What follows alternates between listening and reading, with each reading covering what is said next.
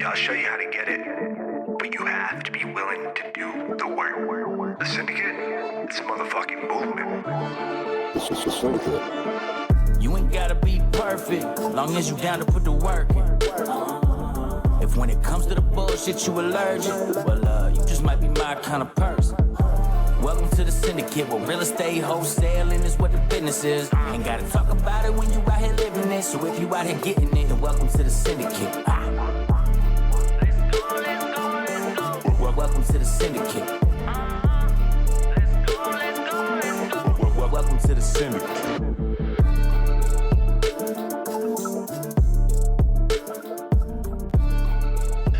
All right, guys, you're listening to another episode of the Wholesaling Syndicate podcast. Very excited today. We have a great guest for you. I think you guys are going to learn a lot from.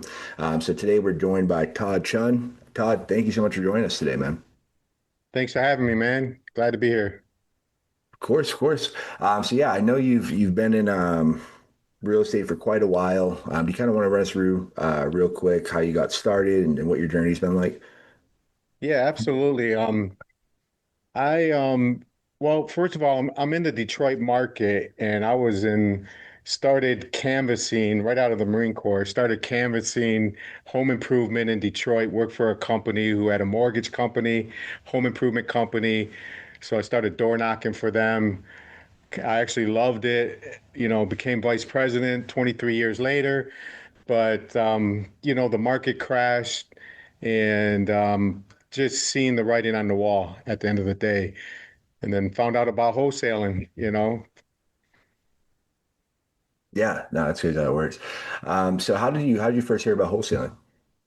Oh yeah, I was 2000 end of 2016. There was a guru in town. I heard a radio commercial, learn how to fix and flip. And really, to be honest with you, I thought the small company I worked for was the only, guy with money around that was buying houses. I didn't know there was a community like there really is, to help each other. We were quiet, seemed like they had all the money. Long story short, I went to that seminar, heard about wholesaling right from the seminar, couldn't believe it, sounded too good to be true. And then, within 3 months later, I quit my job, man, and started doing this, a little bit of everything.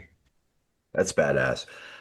So I know we spoke before. I know you mentioned that you kind of just burned the boat 3 months in. What made you make that jump? And yes, just 3 months in, I feel like so many people just kind of sit and delay and just wait till everything's perfect. What made you make the jump?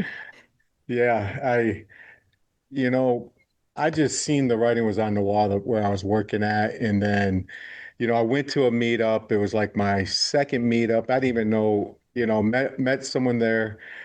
Seemed like he was a well-established, he was got like a higher level investor. And he's like, man, you need to quit your job. You need to be doing this on your own. It kind of gave me a blueprint, kind of tricked me into writing him a check for $2,500 saying, look, if you don't leave your job by January 1st, 2017, I'm going to cash this check. So at that point, that day came. I thought about, it was a tough day for me because I'm not that type of, whatever. I battled through it, made the phone call, and that was my last day, man. That's awesome. Looking back, was it the right call? Just jumping in and Oh going yeah, all in? absolutely. I learned so much since then.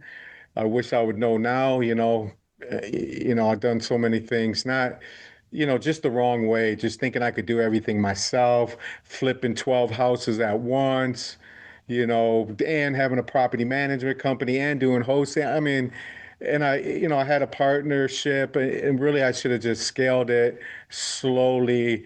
I was kind of, um, I was afraid to fail, even though I was failing right in front of my face. But, I had a wife, two kids, big house.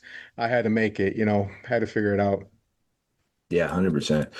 It's crazy when you put yourself in those positions, like how much faster you learn, and when there's no other option. It's crazy how often we just find a way to make it work. Yeah, for sure. So going back, and you said you're doing a lot of door knocking when you're first starting. you kind of have that background. If someone's just starting out and maybe door knocking is a good option for them, they don't really have a lot of marketing dollars. What was your strategy like for door knocking, and what tips would you have? Yeah, for sure. So a couple of strategies. Well, for the door knocking, I was doing pre-foreclosures and foreclosures in the beginning. So I would, not dress nice, I don't have to be overly dressed, knock on the door. I would have a postcard or something just with my information on it or whatever happened at the auction.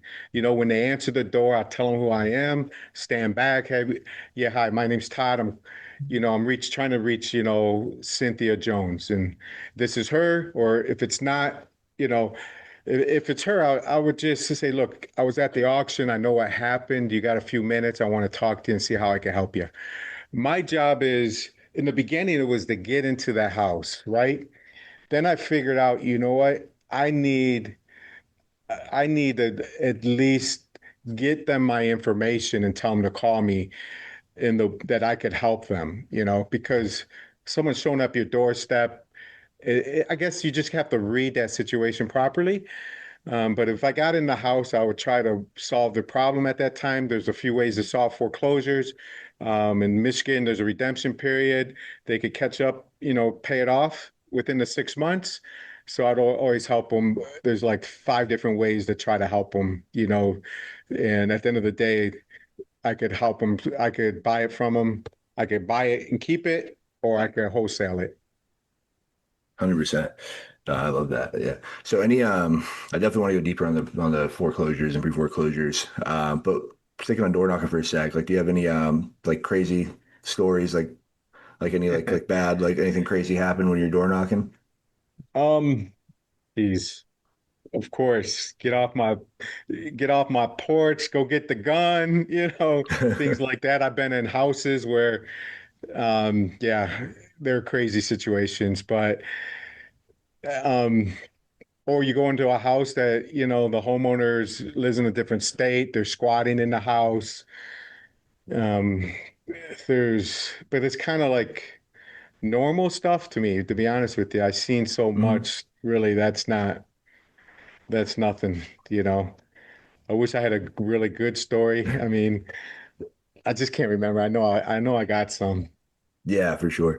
Yeah, I know the first time I walked a house, it was like in a rough neighborhood in San Antonio. And it was went in and like I called the guy and it was like all like boarded up. And I called the guy up, he's out of state, I think he was in Houston or something. And he's like, there's I'm like, dude, like I don't know how to get in here. Like there's boards over the door. And he's like, Right. oh, well, if you like go around the back, there's a little hole like in the side of like the wall, and you just crawl through it, dude. I'm like, what do you mean just crawl through it? And it's like my first time, I'm like, whatever, man, I got to get a deal. It's, just it was like 1 month in. And so I go and I find the hole. I go in the hole and I walk in and with another guy who's like a little more experienced investor. And yeah, he's a little guy. And I'm like, oh, this is, pretty sketchy. And, we're going in.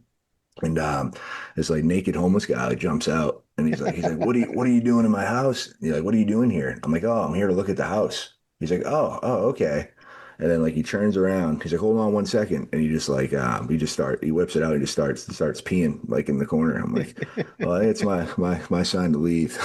And I'm Nice. like, yeah, it was I'm like, yeah, this is crazy. I gotta, definitely not going without a gun again.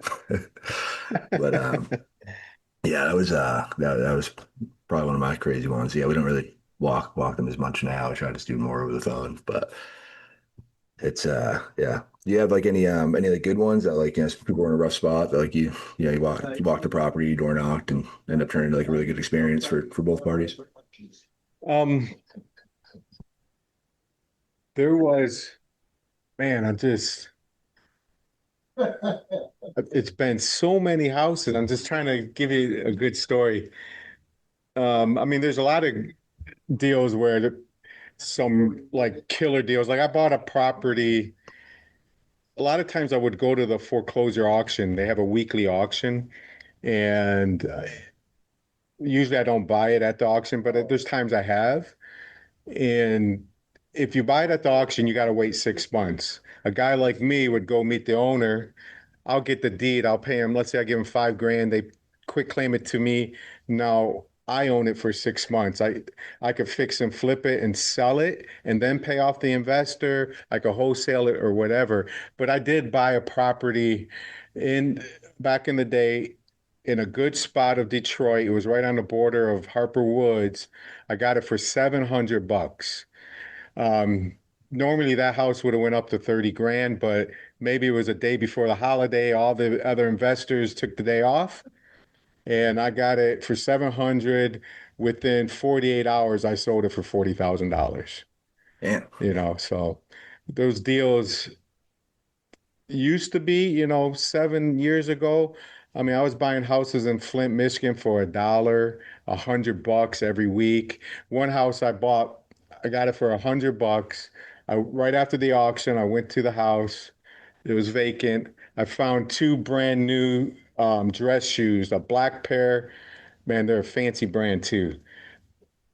I forget, man, like Perry Alice or something. It wasn't that. It was a really nice pair of black shoes and brown, brand new, my size. I still wear them to this day. If I'm wearing a suit, I'm wearing one of those pairs of shoes. I resold them already. And then I walked around the block of the house, asked everyone and every neighbor, I got a house. I just bought it at the auction. And then what I would do is sell it to them on a land contract. I would ask Mm, them how much money you got to put down. If they say 1,000, I'll take it. If they say 500, I'll take it. I said, okay, you pay me $400 a month for 24 months or 10 months, it's yours. Then I'd give them the home, give them the house. But I was buying those like popcorn. that's awesome. I know now you're doing a lot more deal like you're still doing a lot of well, how are you doing deals now? Do you want to run us through kind of are you still focused mostly on the foreclosures, or what's your strategy now in 2025? Yeah, I would say half of my deals are JVs with other people that need help in Detroit. And then I buy, a quarter of them as foreclosures, and other quarters I buy the leads and through like I Speed the Lead, Leadzolo, Property Leads, companies like that, which beats cold calling because I did a lot of cold calling, a lot of driving for dollars back in the day. This is way much easier. And then especially with the way I use Investor Plug, it's really, really kicks ass for me. I love it. How are you using Investor Plug, and how's it different from what you're doing? Yeah, so Um, the way I use Investor Plug, like let's say my foreclosures, I get them in my contacts. I'm gonna text blast them, which I learned from Travis Wells. Is I warm up the leads, see if they have a property to sell. I don't have to mention the foreclosure at this point. That could be later down the road. Um, and or I get a list and I just text blast this saying, "Hey, do you have a property you'd like to sell?" And then my phone just starts going off like a pinball machine, just yes, no, whatever, whatever. And then I keep the text rolling and until I get, a few things out of them. And then I try to call them if they don't answer. I just text them back, "Hey, would you rather, I could give you a quick call. Would you rather just keep texting?" 9 times out of 10, we could just keep texting. Last week I locked up 2 deals. I never spoke to anybody. That's Now great. I'm talking to them, but I wasn't Yeah. when I sent over the purchase agreement. So there's a way to text and what to say and how to say it. And again, I learned from Travis Wells. He gives you free. I belong to his hotel group, and just the one-liners, quick sentences, doesn't have to be spelled perfectly. Instead of one long block of text, I don't care if they know my name yet or company name. Yes, and I show confidence through the text, I guess you would say. Yeah, 100%. No, I think that's great. That's something I learned from Travis too. I'm like, I don't think you can just close deals, through text. Like, because I've always my strategy still is mostly just I try to get them on the phone. But I mean, Yep. I never thought to just try to close through text, and he does it all the time, and other people are doing it Yeah. like yourself. And I'm like, yeah, it's crazy. It's like, until you try it, you just don't really know. Like, Yep. we just make so many assumptions. Well, that's awesome. So you're saying when you do the pre-foreclosure, you have a pre-foreclosure list. Do you handle those differently than you would like an I speed to lead, or just like someone that's motivated as like a different pain point or a different reason for selling? Yeah, so the ice, yeah, I would handle them a little bit differently.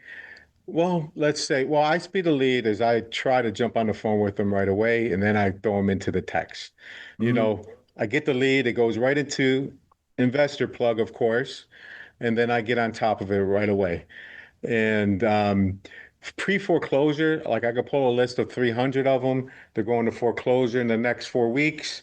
And then I could just start text blasting them in the beginning. I skip trace them and don't get them in the CRM. And then I text blast it. Again, I guess I would treat it the same way because, I'm like, hey, do you have a property you'd like to sell? Boom.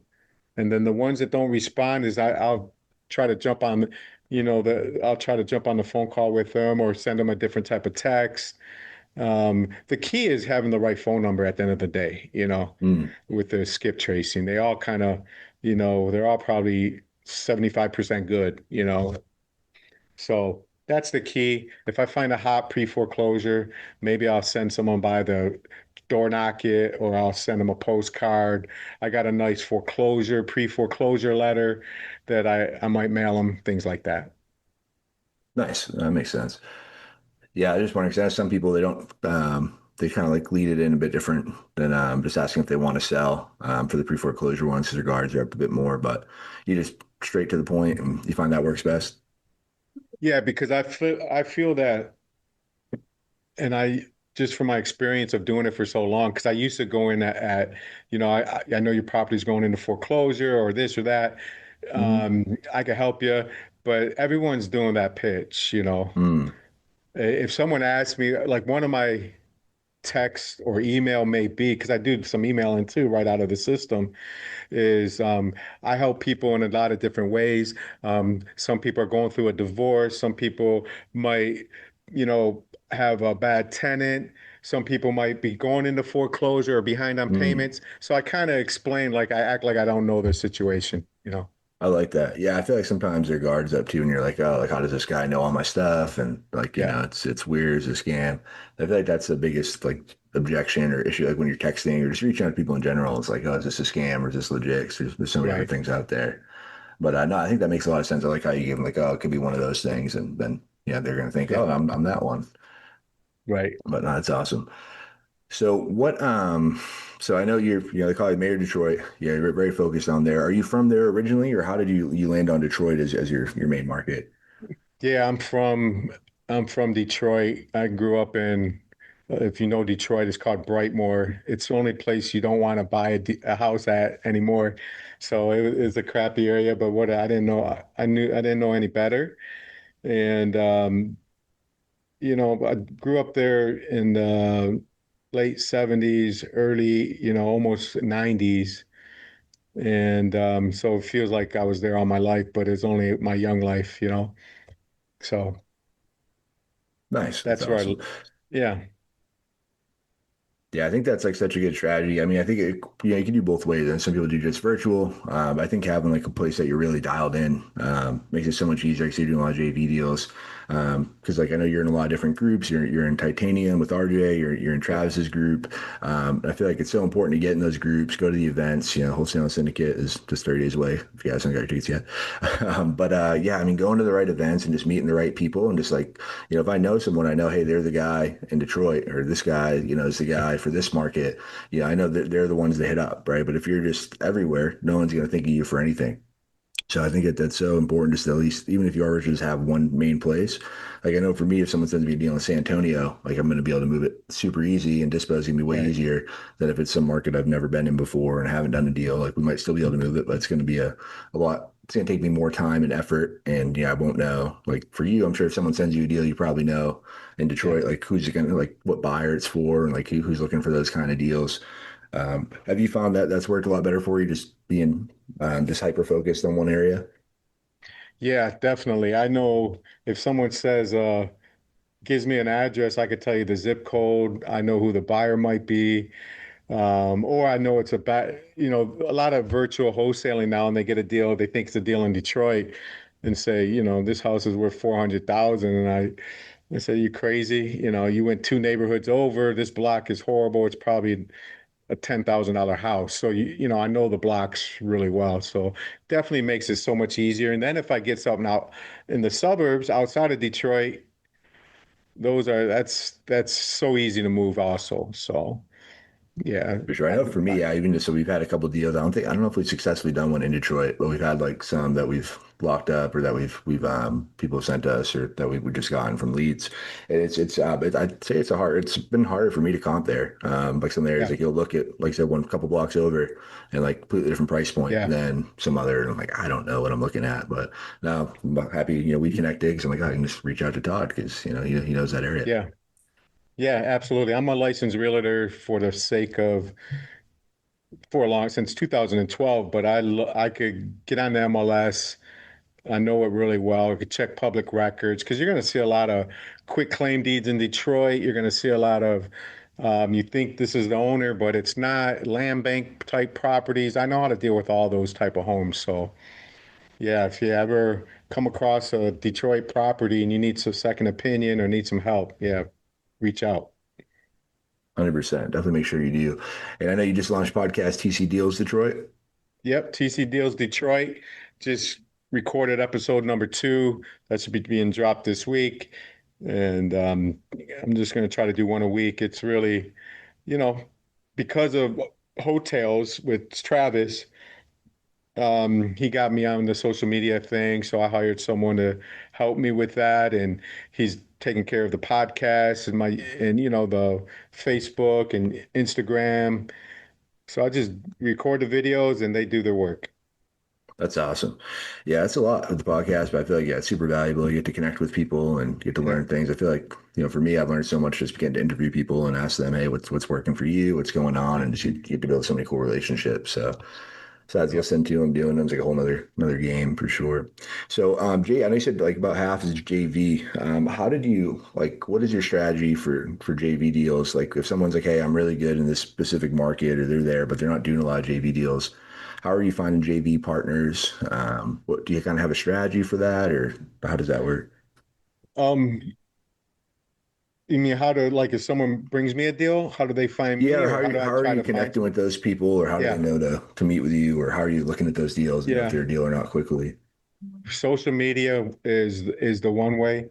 I'm asking people, look, if you got a deal in Detroit, give me a call, send me a text, let's JV it. I go to there's like 7+ meetups monthly locally here in and around Detroit. And so I do the same thing. They're recorded, they're online, all the different Facebook groups. So I'm pretty known, the other groups that I belong to on Facebook that I really don't even have to try to get my name out there much anymore. They just come to me, which is cool too. Nice. No, I think that's huge. What do you do? Because I know people send us a lot of deals. Me, it's almost like, I don't know, like most of them aren't great.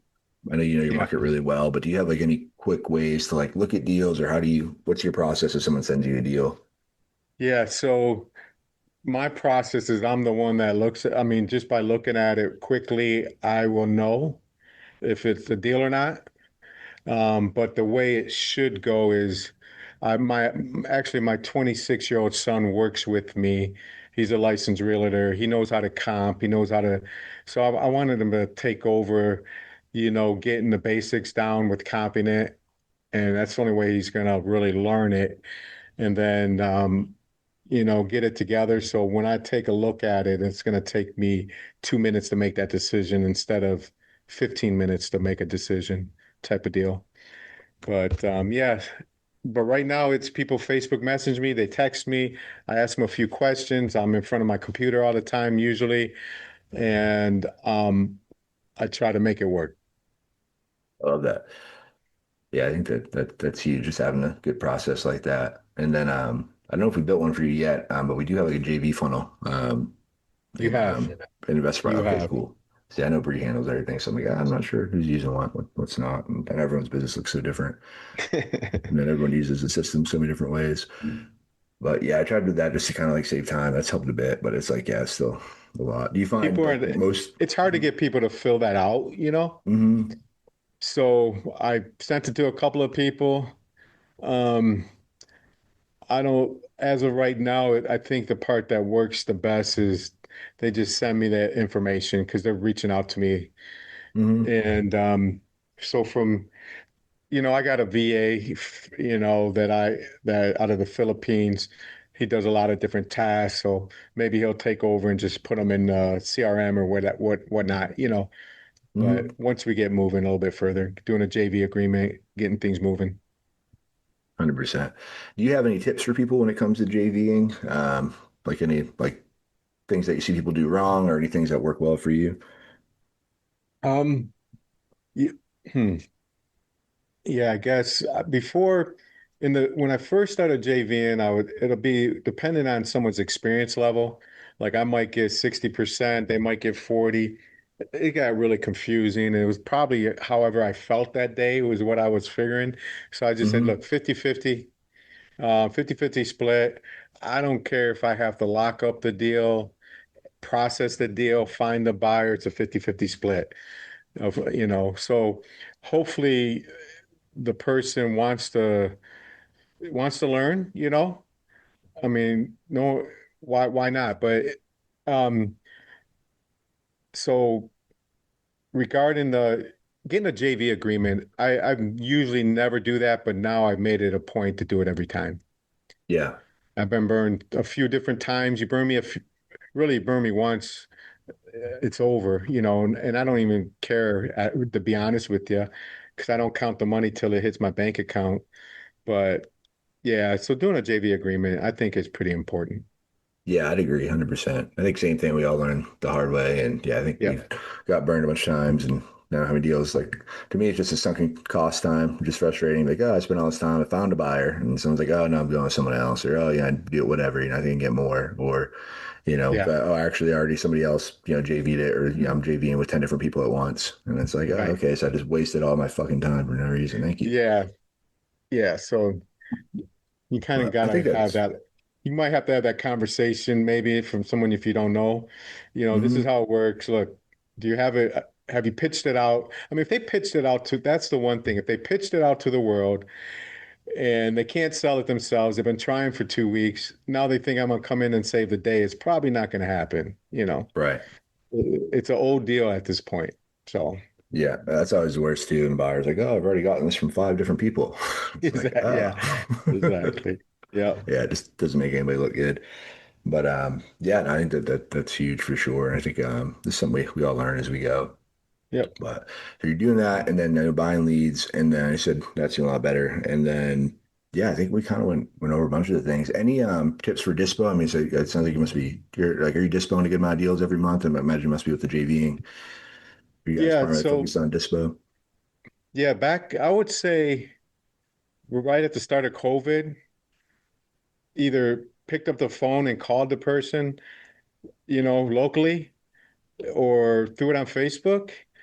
But the Facebook thing, I think, it has died out, at least Mm. locally around here, which is cool to me. Um, and with so many different wholesalers nationwide locking up deals at high prices and things like that. So I use Investor Base. I don't know if you heard of it. They got, it's you can find different buyers. I have the VA who helps with my dispo. We'll blast it out to my buyers list. First of all, I'll pick up the phone and text it or text it to like 5 people I know that I think it's a good deal for. And then within give them a 24-hour head start. And then I'll blast it out to the list by text and email. And I might put it on my Facebook. I got a Facebook group page called TC Deals Detroit. It's a Facebook group page. Might throw it up on there. And then we'll get on the investor base and start looking for some buyers. I really have the buyers here locally. It's when I have something outside, like 3 hours up north in Michigan. I might not have buyers there, so I have to search for some buyers through that platform. Hmm. Yeah, I keep hearing that more and more. I haven't checked it out yet myself, but yeah, I'll have to give it a look. But you like it? It's a pretty good one. Yeah, yeah, absolutely. I think it's reasonable price wise, and you could put in a deal. Like if you could, I could send you a link from Investor Base of my deal with all the details, kind of like a web, and I could text you the link and you'll open the link and it'll have the whole property right there with the photos, with the videos, with everything. So that's pretty cool. So it's kind of like your own little website, or that you have, or I could send you a link from their page with all my deals that are active that I have. So yeah, so it's pretty cool. That's awesome. Man, this is great. I know I've gotten a bunch of great valuable takeaways. I'm sure everyone else has as well. Any tips you have for people that are just like that we didn't cover yet, like that are newer, just starting out, that maybe they're want to make the jump, or they want to start consistently closing more deals. Like, what For do you have sure. any tips for them? Yeah, got a few, let's call it tips or mistakes that I've made, that I learned the hard way, I guess you would say. So, um, not just because CRMs, I've been through 10 CRMs because I'm always thinking, oh, this is the best one. Oh, I got to do this because this one sounded so good. I'll say names. I don't know if you want me to, but Yeah, go for it. Left Main, when they first came out, 5 grand to start, and it was going to do everything for you. The big shooters were behind us, like Steve Trang, Left Main, Left Main, Left Main. And I'm not technical at all. I got that thing. I thought it was going to like close deals while I'm sleeping for me, right? It was my fault. I was dumb, and and then it was a waste of money. And again, it's my fault because I didn't use it. You're only as good as how you're going to use it also. So I had Podio, I had a couple other ones. And recently RE Simply, I have nothing bad to say about them. But I felt, and through Travis Wells, he uses you, and watching him because I belong to his group using it, I'm like, this is made for people that want to do acquisitions, right? And that's what's the start. We gotta, if you don't have a deal to sell, you're not gonna make any money. So, and when I got RE Simply, I said I'm never switching CRMs ever again. And then within 2 months, I switched, and I feel I'm never gonna switch ever again because of the text blasting, because of um, um, the phone system calling.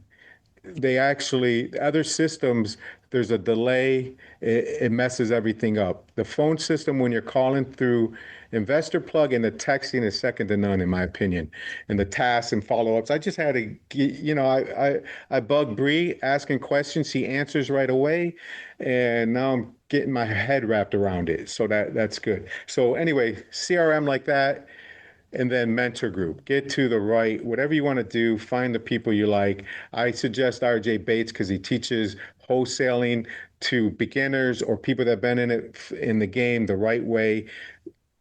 You know, it's priceless what he offers. The group is great. And then the next level, high level, is hotels with Travis. So just get to a mentorship community instead of bouncing around. I bounced around to all the different mentors, as in YouTube University. I think Yeah, no, that's I think it. just yeah, it's huge. I think those are great tips. Yeah, I think getting in the right groups, getting the right systems, I think it's a game changer, and so it's like rocket fuel for sure. And yeah, some people say it, right? It's hard. I think it's like trying to figure out golf now. It's not very good, but I don't need to get coaching because I just don't know what I'm doing wrong. And so when you have someone in like a Right. group or a coach, you have someone that's been there, done it, and just they can look at it and like give you a specific example of what you're doing. It's so much different than looking for a YouTube video and Yeah. just trying to guess this is what I'm doing wrong. Hopefully this fixes it. And then just it's definitely saves a lot of time. I'll just make a lot more money a lot faster. So I know that the flips that you're doing 12 foot. One last thing I want to talk about before we wrap up. We're just fixing flips and versus wholesaling. Did I say you're doing like up to 12 at a time? Or are you still doing a lot of flips now? Are you still doing flips, or are you just primarily focused on wholesaling? Yeah. Well, I'd rather do a hotel where you Mhm. buy it, clean it up, and list it. So I'm trying to do one of those at a time. And when I was flipping, I would do one at now recently I would do before wholetailing, I would do one at a time. But rather just clean it up, get in it, spend 2 weeks, clean it up, get it on the market, sell it for less. But at the end of the day, I'm making the same amount of money if I fixed it up and spent 60 grand on it, made it beautiful, 3, 4, 5 months later, I sell it. I'm making the same amount of money if I just do it quickly. So, yeah, I'm not flipping. It's a different animal. If you want to be good at it, that's all you got to do. You can't be wholesaling, you can't be flipping a bunch of properties and all that, in my opinion, anyway. So, wholesaling and wholetailing is what I like to do. I love it. No, there's definitely a lot of power in just getting hyper focused on a couple things and trying to do it all at once. And yeah, I think, yeah, I'm same boat. And yeah, every time I'm always excited about doing a flip, and it's like, hey, it ends up being so much more work and doing all this stuff. And then my favorite ones that we did were always the ones where you just come clean it up and put it right back on. Yeah. So, but I love it, man. I think, yeah, this is a great episode. I appreciate you coming on. Todd, what's the best place for people to connect with you? I know you have a Facebook group, but like, where are you most active on social media? If somebody wants to follow you online, connect with you, or send you some deals, how can they do that? Yeah, Facebook, you could DM me is great. I do have Instagram, TikTok, YouTube. My handle's at Todd, Todd. My middle initials V, as in Vernon Chunn, 313, Detroit area code. So at Todd V Chunn 313. Or friend me on Facebook, Todd Chunn, or my Facebook group is Todd. TC Deals Detroit is my Facebook group. So any of those ways is the best way. My phone number, you can always text me. It's 248-497-9195. Love it. You guys, make sure you go check out his podcast. Go, give it a listen, give it a review, and let us know what you think. And again, where do they find the podcast? Yeah. The podcast is on my YouTube at this time. So at Todd V Chunn 313. That's my YouTube channel. Love it. All right, guys. Appreciate you guys listening again. We are just less than 30 days out. So December 19th, 20th, Wholesaling Syndicate Lives are right around the corner. Make sure you're there. We're going to have people like Travis, people like RJ Bates speaking, Pace Morby, a whole bunch of other people. Make sure you're there. We're going to announce some more speakers here soon. But yeah, if you guys haven't done it, grab them now, and we'll see you guys there. Cool. Thanks, man.